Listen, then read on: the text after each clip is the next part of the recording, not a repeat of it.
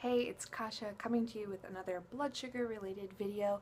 This is the fourth in what's going to be a four-part series of how I control my blood sugars. If you are new to my channel, just really quickly, I started this channel to document my type 1 diabetic pregnancy.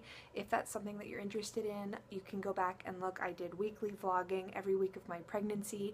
I wanted to start the channel to film what a healthy type 1 diabetic pregnancy looks like, specifically one with very well-controlled blood sugars. I had A1Cs in the high 4s and low 5s throughout my whole pregnancy, but it's something that extends beyond pregnancy, so I wanted to do this four-part series of what I would call my takeaway points of how I really control my blood sugars and keep them essentially normal. All of my inspiration for how I treat my diabetes came from Dr. Bernstein's book called Diabetes Solution. I will link the information to that book down below, as well as the playlist to the rest of the videos in this series. So if it's something you're interested in, by all means, get his book, read his book. There's a lot more about what I'm going to talk about in that book. So for today's video, I want to talk about breakfast.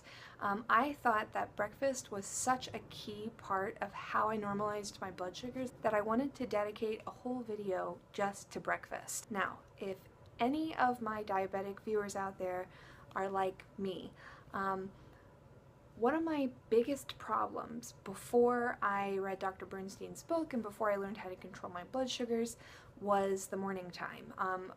Basically, for the first 10 years that I was diabetic, my morning always looked the same. I would wake up and my number would be fine. When I would, immediately after waking up, it would be pretty normal. And then I would eat breakfast, go about my day, when I was in high school, go to school, and then college after that.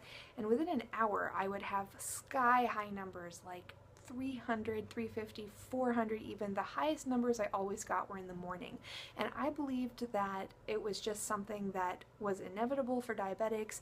I tried everything, like you get a really high blood sugar in the morning, and then what I would do is correct it. It seemed like for a couple hours there, the insulin wasn't doing anything, and then all of a sudden around lunchtime, my blood sugar would come crashing down.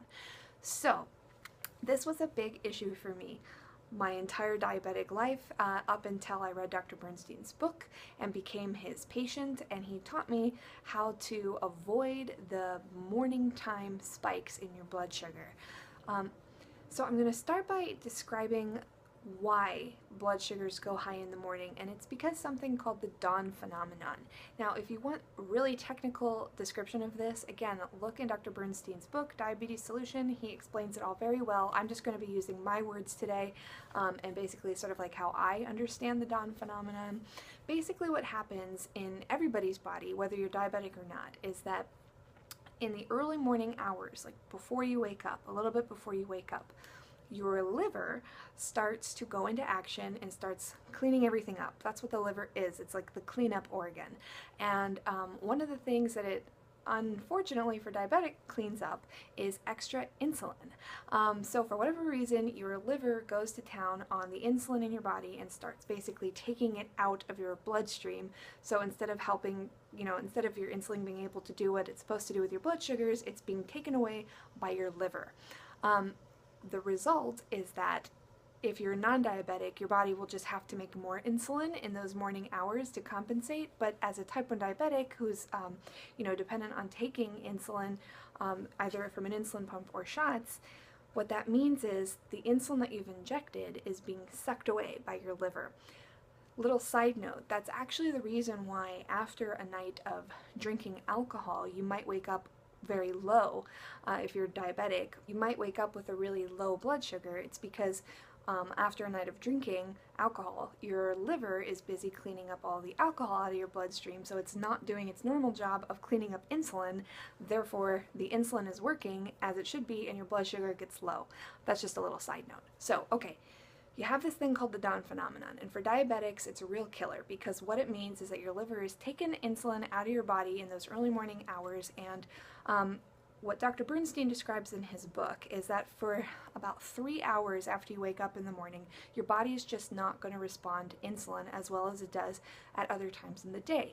Therefore, his recommendation, and this absolutely was a game changer for me, is that if you're gonna eat very low carb at all in the day, you should definitely do it at breakfast time.